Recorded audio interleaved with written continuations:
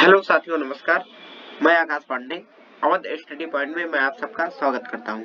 साथियों, current affairs postmortem series जैसा कि आप जानते हैं कि रोज सुबह 5 बजे हम आपके सामने लेकर के साथियों चले आते हैं। साथियों, आज 22 नवंबर 2022 है। साथियों, आज क्या क्या खबरें हैं देखते हैं। साथियों, मां सरस्वती को प्रणाम करते हुए आगे बढ़ते हैं। साथियों, एक मोटिवेशन थॉट है, खुद से जीतने की जिद है, मुझे खुद को ही हराना है। ये कल वाला ही थॉट है साथियों। खुद से जीतने की जिद है, मुझे खुद को ही हराना है। मैं भीड़ नहीं हूँ दुनिया की, मेरे अंदर एक जमाना है। साथियों, आपके अंदर एक जमाना है, उस जमाने को, उस आग को लेकर के लग जाइए तैयारी में, क्योंकि आपके सामने SSC GD, SSC CGL, MTS, Delhi police कई एग्जाम लगे हुए हैं साथियों। लगे रहिए साथियों, एसएससी सीजीएल भी लगा हुआ है पेपर, ठीक जनवरी में होगा, तो साथियों लग जाइए एकदम अच्छे से। साथियों, पहला क्वेश्चन है आज, क्वेश्चन नंबर 1, हाल ही में होने वाले आर्टिफिशियल इंटेलिजेंस ग्लोबल पार्टनरशिप की अध्यक्षता कौन सा देश करेगा? बताइए। भारत, चीन, भूटान, जापान। साथियों, कौन सा देश है? साथियों, एकदम सही आंसर है। इसका सही आंसर बताइए क्या है? इसका सही आंसर क्या है बताइए? भारत है साथियों। क्या है? भारत है, ठीक। भारत है इसका सही आंसर। आप देख सकते हैं ये सबमिट मानवाधिकार, ये साथियों आर्टिफिशियल इंटेलिजेंस का जो है ये बैठक का है, क्या क्या है ग्रुप पे, विषय क्या है सब इसमें दिया गया है, इसे आप पढ़ सकते हैं, ठीक है। ये लिखा है notify competent connecting the security Rubik personal assistant, ठीक है साथियों, आप पूरा पढ़ लीजिए। आगे बात करते हैं विश्लेषण में। G20 प्रेसिडेंसी संभालने के बाद भारत आर्टिफिशियल, ठीक क्या साथियों? G20 समिट का तो होगा ही, 20 तारीख के 20 दिसंबर को इसको मिल ही जाएगा। अगली साल यानी 2023 में G20 की अध्यक्षता भारत ही करेगा साथियों। इसके पहले कहाँ अभी जल्दी हुआ था उसे आपको बताना है। भारत आर्टिफिशियल इंटेलिजेंस जीपीआई का ग्लोबल पार्टनरशिप की अध्यक्षता करेगा। जीपीआई में 25 सदस्य देशों का प्रमुख है साथियों, ठीक है। जीपीआई 25 सदस्य देशों का प्रमुख है, ठीक साथियों। आगे चलते हैं। अंतरराष्ट्रीय, बहुत अच्छा क्वेश्चन है, अंतरराष्ट्रीय बाल दिवस कब मनाया जाता है साथियों? बताइए, अंतरराष्ट्रीय बाल दिवस कब मनाया जाता है?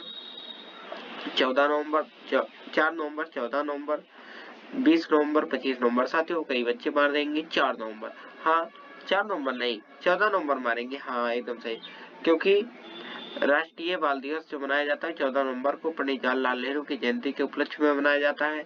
लेकिन साथियों, अगर इसमें बात हो रही अंतरराष्ट्रीय बाल दिवस की, तो यह मनाया जाता है 20 नवंबर को मनाया जाता है साथियों। ये देखिए, आप देख सकते हैं संयुक्त राष्ट्र द्वारा इसको नामित भी किया गया इस नाम को। विश्लेषण में देख लेते हैं। अंतरराष्ट्रीय बाल दिवस 20 नवंबर को मनाया जाता है। कब साथियों? अंतरराष्ट्रीय बाल दिवस 20 नवंबर को मनाया जाता है। इस दिवस की स्थापना कब की गई? 1954 में की गई थी। परिकल्पना किसने किया था, मतलब इसके बारे में? तो BK कृष्ण मेनन ने किया था। इसको याद कर लीजिए साथियों, 1954 याद कर लीजिए। 14 नवंबर को राष्ट्रीय बाल दिवस मनाया था, जैसा कि मैंने आपको बताया।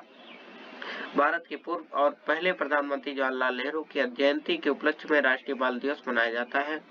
इस बार की थीम की बात करें तो अंतरराष्ट्रीय बाल दिवस की जो थीम रखी गई इसका रखा गया, इसको याद कर लिए। थीम हमेशा पूछा जाता है साथियों, इंक्लूजन फॉर एवरी चिल्ड्रेन, बच्चों के समग्र विकास की पहल। क्या? बच्चों के समग्र विकास की पहल साथियों, ये है, ठीक है, इंक्लूजन फॉर एवरी चिल्ड्रेन। आगे बात करते हैं।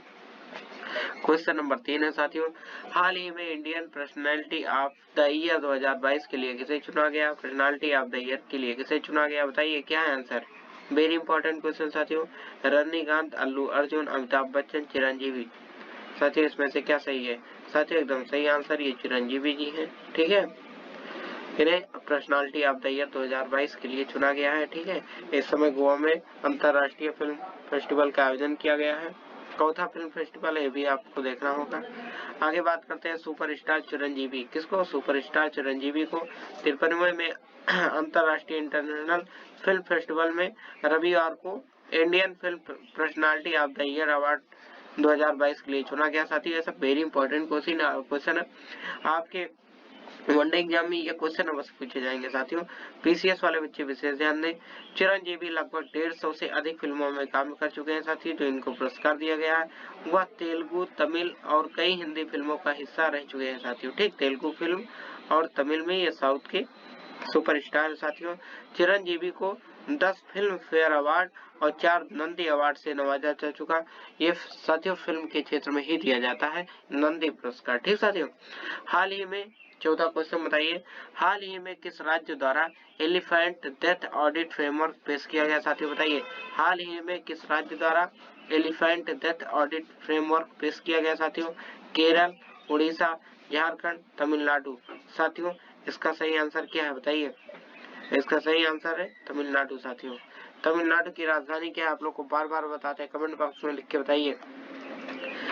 Tamil Nadu elephant death audit framework लाने वाला देश का पहला राज्य बन गया। साथियों आपको हम बता दें, मतलब कि अगर कोई भी जानवर या पशु, कोई जानवर पशु है, मतलब कि हाथी की अगर डेथ हो जाती है तो उसका भी पोस्टमार्टम किया जाएगा।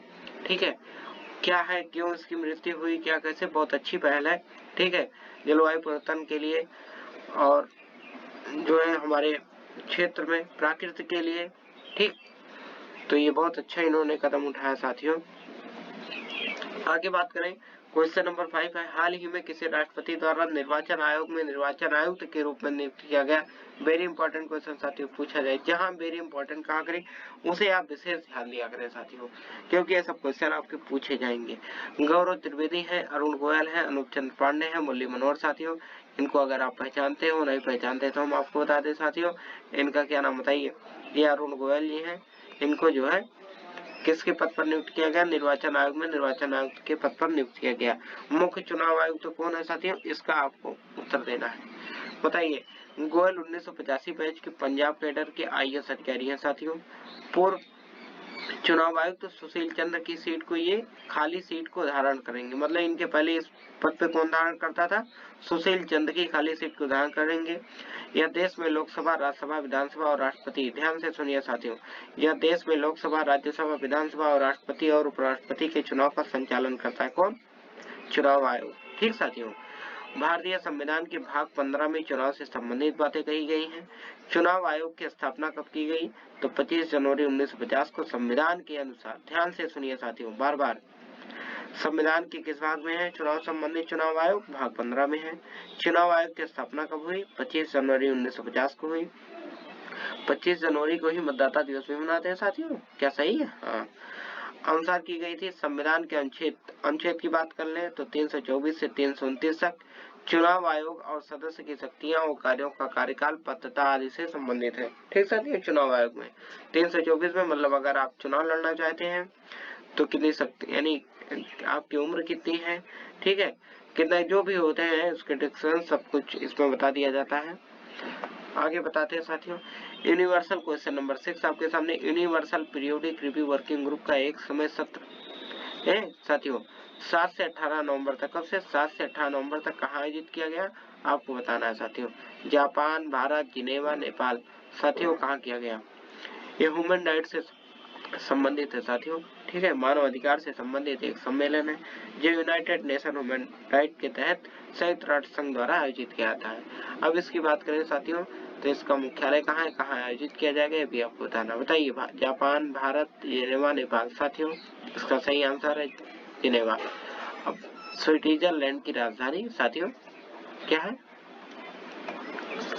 लैंड की राजधानी जिनेवा है साथियों। ठीक, आगे बढ़ते हैं, विश्लेषण देख लेते हैं हम। यूनिवर्सल पीरियोडिक रिव्यू UPPR, ठीक है, वर्किंग ग्रुप का एक डील द्वारा 2 सत्र जो है एक सत्र आयोजित किया जा रहा है 7 से 18 साथियों, बार बार बताते हैं, थोड़ा सा एडिटिंग में दिक्कत हो जाता है, इग्नोर किया करिए, हम आपको बोल के बता दिया करेंगे।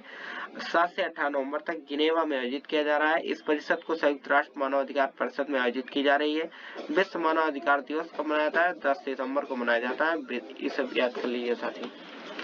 हाल ही में क्वेश्चन नंबर 7, हाल ही में लॉन्च की गई नई किताब cartoons of a soldier story of the resilience के लेखक कौन है? वेरी इंपॉर्टेंट क्वेश्चन, नवंबर में यह किताब प्रकाशित की गई। Of a soldier story of resilience के लेखक कौन है? ये बड़े महत्वपूर्ण व्यक्ति हैं भाई साहब। कैलाश सत्यार्थी, इयान कार्डोजो, अमृत वर्मा, सुष्मिता सेन।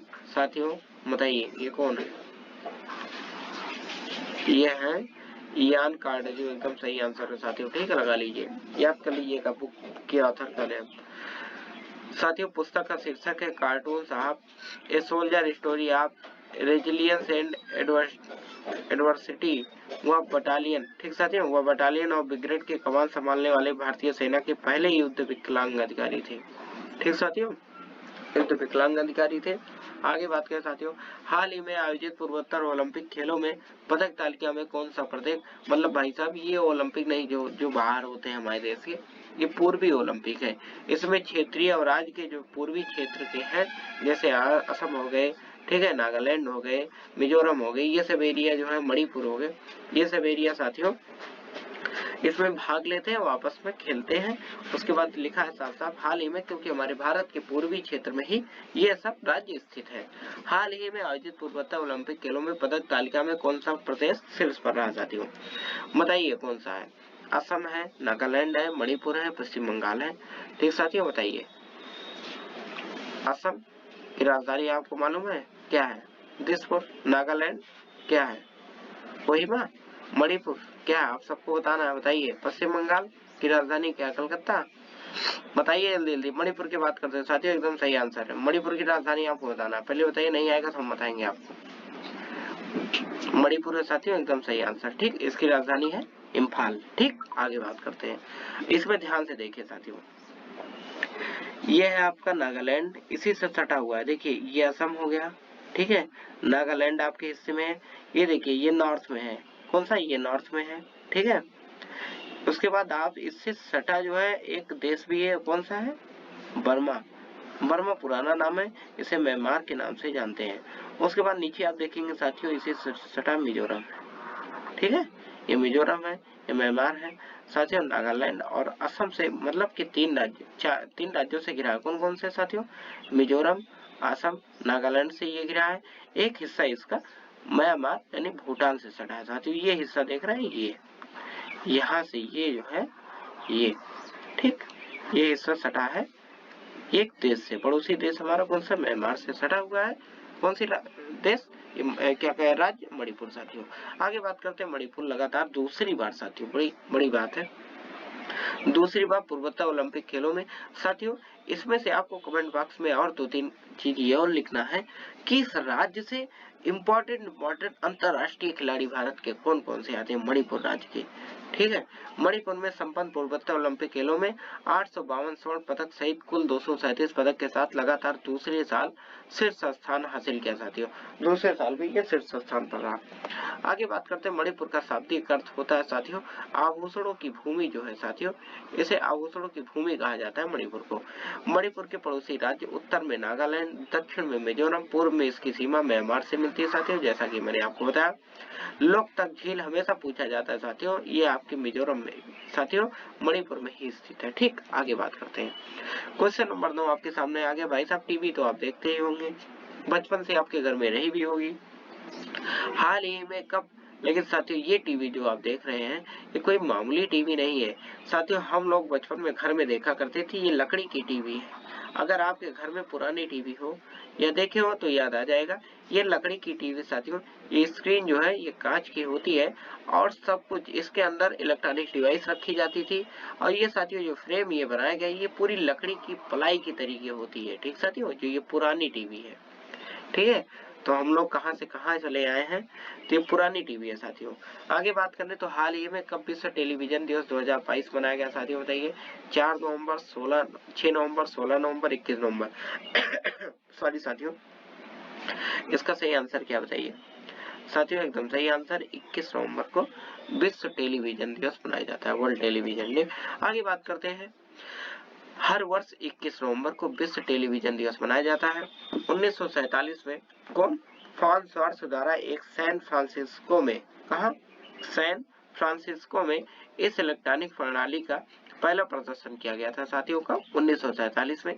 अब आपको ये बताना कि हमारा देश 1947 में आजाद हो गया था या नहीं हुआ था, या किस स्थिति में हमारा देश अटका हुआ था साथियों, अंग्रेजों के गुलाम से निकला था या नहीं निकला था। ठीक, 21 और 22 नवंबर 1966 को संयुक्त राष्ट्र ने पहले विश्व टेलीविजन फोरम का आयोजन किया था साथियों। कब किया था?